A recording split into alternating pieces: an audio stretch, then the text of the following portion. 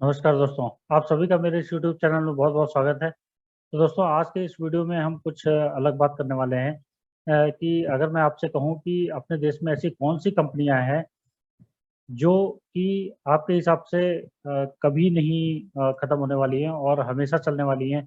तो क्या आप ऐसी कुछ 5 कंपनियों के नाम बता सकते हैं? सोचिए, जरूर सोचिए और मुझे कमेंट बॉक्स में लिखिए। तो दोस्तों, आपको बतानी है ऐसी 5 कंपनियां जिनका बिजनेस कभी नहीं खत्म होने वाला है, अपार्ट फ्रॉम दोज कंपनी जो कि हम इस वीडियो में डिस्कस करने जा रहे हैं। तो हम ऐसी ही कुछ कंपनियों को हम अपने इस वीडियो में डिस्कस करेंगे।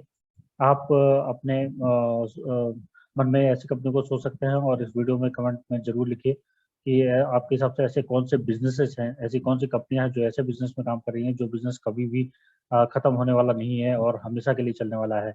तो ऐसी कंपनियां बहुत ही बड़ा मुनाफा कमाने वाली हैं और जो कि आज भी हैं, 10 साल बाद भी रहेंगी, 20 साल बाद भी रहेंगी और 30 साल बाद भी रहेंगी और आपका ऐसे ही प्रॉफिट जनरेट करती रहेंगी। तो दोस्तों, अच्छी कंपनियों के बारे में सबसे जो इम्पोर्टेंट बात है वो उनका एक ऐसा बिजनेस होना है कि जो कि वो एक ऐसे बिजनेस में काम कर रही हों जो कि सबकी ज़रूरतें हैं और सबकी ज़रूरतें हैं और आम आदमी की ज़रूरतों से जुड़ा हुआ उनका बिजनेस होता है और वो बिजनेस कभी भी ख़त्म होने वाला नहीं है। उसकी डिमांड हमेशा बनी रहे, चाहे कि इकोनॉमी में स्लो डाउन आ जाए या अगर कुछ भी प्रॉब्लम आ जाए, अगर आप कल के बारे में अगर आप सोचते हैं कि कोई भी प्रॉब्लम देश में अगर कोई भी समस्या आती है तो उनका बिजनेस खत्म होने वाला नहीं है, उनका बिजनेस हमेशा चलने वाला ही है। और ऐसे बिजनेसेस में अगर कोई कंपनियां हैं और हम तो वो कंपनियां जो है वो लॉन्ग टाइम तक सरवाइव कर सकती हैं। और कंपनियों के बारे में जो सबसे ज़्यादा इम्पोर्टेंट बात है वो है उनका मैनेजमेंट। मैनेजमेंट उनका बहुत ईमानदार होना चाहिए और ईमानदार होगा तो वो बिजनेस भी ईमानदारी से करेगा और अगर ईमानदार होगा तो वो अपने शेयर होल्डर्स में उनका प्रॉफिट जरूर डिस्ट्रीब्यूट करेगा। तो मैनेजमेंट का ईमानदार होना और कंपनी का जो है वो एक ऐसे बिजनेस में होना कि जो कि वो बिजनेस कभी भी खत्म होने वाला ना हो और हमें उसे आम आदमी उसे यूज करता हो और उस दूर दूर तक उसके कंपटीशन में भी कोई ना हो। तो ये सारी चीज़ें बहुत इंपॉर्टेंट चीज़ें हैं। इसके अलावा जो सबसे इम्पोर्टेंट बात है वो ये है कि कंपनी का जो ट्रैक रिकॉर्ड है, जो पास्ट हिस्टोरिकल रिकॉर्ड है वो बहुत अच्छा होना चाहिए। तो आप कंपनी के हिस्टोरिकल रिकॉर्ड से आप देख सकते हैं कि कंपनी कितनी पुरानी कंपनी है और उसने क्या पास्ट में उसने वेल्थ बनाया हुआ है अपने शेयर होल्डर्स के लिए। पास्ट में उसने वेल्थ बनाया हुआ है, पास्ट में उसने अच्छा रेगुलर उसने डिविडेंड डिस्ट्रीब्यूशन किया हुआ है और उसने रेगुलर अपने निवेशकों का पैसा बनाया हुआ है, वो चाहे डिविडेंड से हो, चाहे बाईबैक से हो या बोनस हो या स्प्लिट हो या जो भी स्टॉक मार्केट में ऑप्शंस हैं निवेशकों के पैसे बनाने के लिए, उसने हर तरीके से निवेशकों के लिए पैसा बनाया हुआ हो। और आप कंपनी के मैनेजमेंट के बारे में भी देख सकते हैं कि कंपनी का जो मैनेजमेंट है वो ईमानदार होना चाहिए। उसके कंपनी पे या कंपनी के मैनेजमेंट जो कंपनी के प्रोमोटर्स हैं उन पे कोई भी फ्रॉड का केस नहीं होना चाहिए। आप गूगल की वेबसाइट पे जाके आप उनके बारे में सर्च कर सकते हैं, आपको वहाँ से उनकी इंफॉर्मेशन मिल जाएगी। और जो सबसे इम्पोर्टेंट बात है वो ये है कि कंपनी ने समय के नीड के अनुसार अपने बिजनेस को चेंज किया हो। तो ये बहुत ही इम्पोर्टेंट है कि कंपनी ने इनोवेटिव तरीके से और अपने अपने बिजनेस में लगातार उन्होंने चेंज किया हो यूजर की डिमांड को देखते हुए। जैसे अगर हम कई कंपनियों का हम एग्जांपल ले सकते हैं। फॉर एग्जांपल नेस्ले को देखिए, तो नेस्ले ने जो है अपने प्रोडक्ट्स में यूजर के डिमांड के हिसाब से उन्होंने बहुत ही अच्छी तरीके से उन्होंने चेंज किया है और यूजर के डिमांड को देखते हुए उन्होंने नए नए प्रोडक्ट्स और इनोवेटिव प्रोडक्ट्स उन्होंने निकाले हैं। और तो नेस्ले के प्रोडक्ट को आप देख सकते हैं, ऐसे ही हिंदुस्तान यूनिलीवर को देख सकते हैं कि हिंदुस्तान यूनिलीवर के प्रोडक्ट जो है 20 साल पहले और 30 साल पहले और अब 10 साल पहले और अब, तो कितना उनके प्रोडक्ट्स में कितना चेंज आया है। क्या कोई भी आप पैकेट उठा के देखें, आप पीएस का पैकेट उठा के देखिए, पीएस कैसे आता था पहले 10-20 साल पहले, कैसे पीएस आता था और अब पीएस सोप आपको कैसे मिलता है। तो उन्होंने बहुत सारे वेरिएंट में पीएस सोप को लॉन्च किया हुआ है।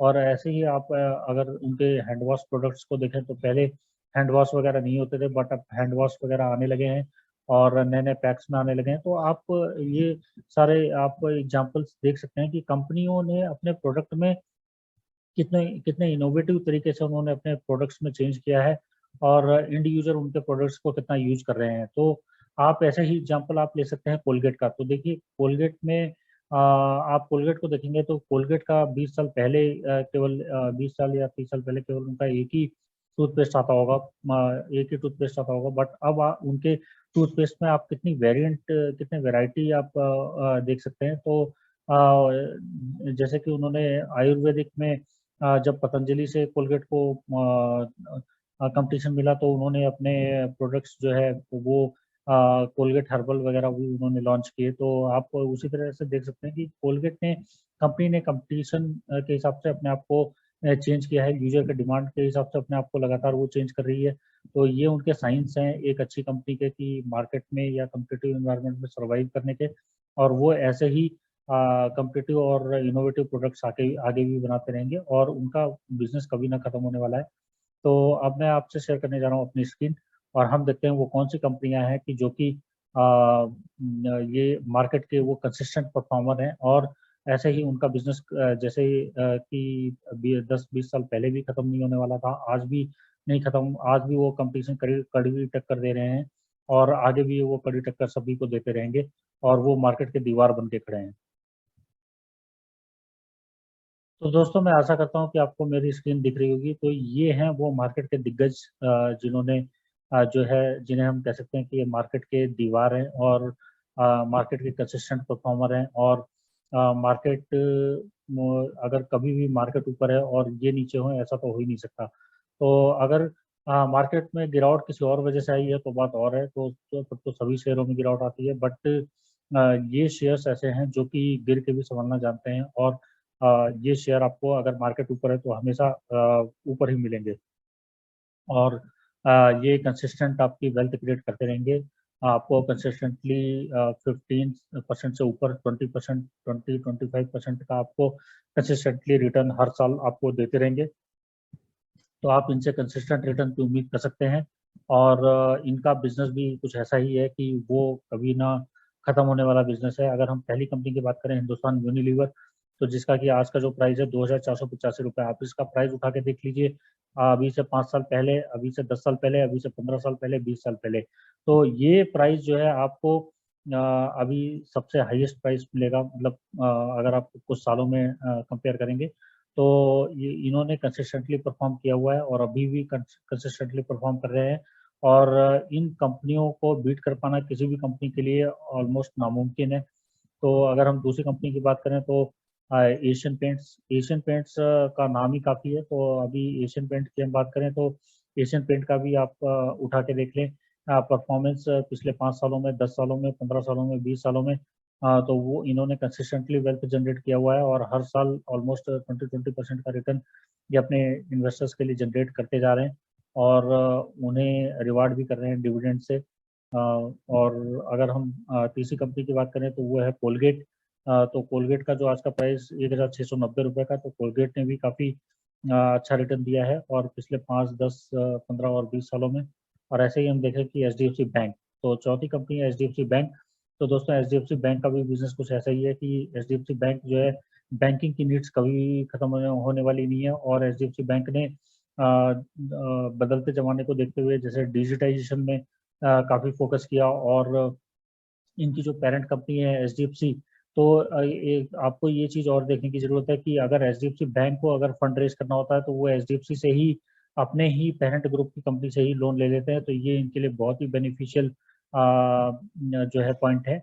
और अगर आप किसी और ग्रुप के लिए देखें जैसे आईसीआईसीआई या कोटक महिंद्रा बैंक, उनके लिए उनके पास ये एडवांटेज नहीं है। तो आप एचडीएफसी बैंक का भी को भी इसी कैटेगरी में शामिल कर सकते हैं कि ये भी का बैंक कभी ना खत्म होने वाला बैंक है और इसने अपने इन्वेस्टर्स के लिए वेल्थ क्रिएट किया है पिछले 5, 10, 15 और 20 सालों में। और ऐसे ही अगली कंपनी हम आते हैं एचडीएफसी। एचडीएफसी आप सभी जानते हैं कि एचडीएफसी जो है पेरेंट है और एचडीएफसी बैंक का एचडीएफसी की जो है वो और सब्सिडरी कंपनीज हैं जो कि एचडीएफसी स्टैंडर्ड लाइफ और एचडीएफसी एएमसी। तो यहाँ पे एचडीएफसी की होल्डिंग इन सभी कंपनियों में है। तो एचडीएफसी एक बहुत ही दिग्गज कंपनी है और आई थिंक इसका प्राइस आपको यहाँ पे सही नहीं दिख रहा है, ये 2000 के आसपास होगा प्राइस इसका, तो समथिंग कुछ 2000 के आसपास इसका चल रहा है प्राइस। तो यहाँ पे अगर हम छठी कंपनी की बात करें तो नेस्ले, नेस्ले के प्रोडक्ट्स आप देख सकते हैं, तो नेस्ले को बीट कर पाना, रिप्लेस कर पाना ये ऑलमोस्ट नामुमकिन हो चुका है।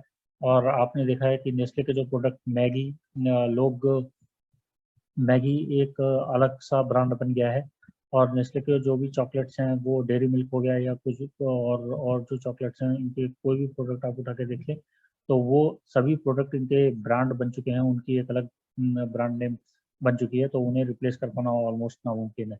और अगर हम सातवीं कंपनी की बात करें तो टीसीएस, तो आईटी की कंपनी की जो दिग्गज है और नंबर 1 कंपनी वो टीसीएस है। तो टीसीएस का ब्रांड कोई भी इससे अछूता नहीं है, सभी को इसका नाम पता है, और इसने कंसिस्टेंटली अपने इन्वेस्टर्स के लिए वेल्थ क्रिएट किया है, कंसिस्टेंटली इसने डिविडेंड दिया हुआ है, और कंसिस्टेंटली इसने अपने आप को जो आईटी के जो बिजनेसेस हैं, आर्टिफिशियल इंटेलिजेंस, क्लाउड कंप्यूटिंग और डिजिटाइजेशन, इन तीनों तरफ इसने अपने आप को फोकस कर, बहुत ही बेहतरीन तरीके से इसने अपने आप को फोकस किया हुआ है। तो टीसीएस जो है एक इसने एक आईटी में बहुत ही अच्छी पकड़ बनाई हुई है, तो टीसीएस को आपको जरूर अपने पोर्टफोलियो में शामिल करना चाहिए। तो मैं आशा करता हूँ कि आपको आज के स्टॉक्स ये पसंद आए होंगे और आपका ये वीडियो पसंद आया होगा, ये आपके लिए हेल्पफुल होगा। तो अगर आपने इन कंपनियों में 1-1 लाख रुपए का इन्वेस्टमेंट कर दिया अगर आपने इन सभी कंपनियों में, तो आपका पैसा कभी भी डूबने वाला नहीं है। अगर आप अपने पैसे को आज से 5 साल के बाद उठा के देखेंगे और 10 साल के बाद, 15 साल के बाद, 20 साल के बाद, आपको कभी भी नुकसान नहीं होने वाला है। आपको 20% की उम्मीद आप जरूर इनसे कर सकते हैं, ईयरली 20% की रिटर्न की उम्मीद आपको आप जरूर इन स्टॉक से कर सकते हैं, और आपको वो मिलना भी चाहिए। और बस शर्त ये होनी चाहिए कि मार्केट भी उस समय उठा होना चाहिए। मार्केट ऐसा ना हो कि जो है मार्केट में काफ़ी भारी गिरावट आई है, कि वो किसी भी वजह से हो सकती है। अगर मार्केट ऊपर है और ये शेयर नीचे हैं, ऐसा तो नहीं हो सकता, मार्केट ऊपर ही होना चाहिए, और तभी आपको इन शेयर्स की वैल्यू जो है कंपेयर करनी चाहिए, और आप इसे अगले आने वाले सालों में इनकी परफॉर्मेंस देख सकते हैं। तो इस वीडियो में इतना ही दोस्तों, और मैं आपके लिए और इंटरेस्टिंग वीडियोस लेके आता रहूँगा। तब तक के लिए धन्यवाद।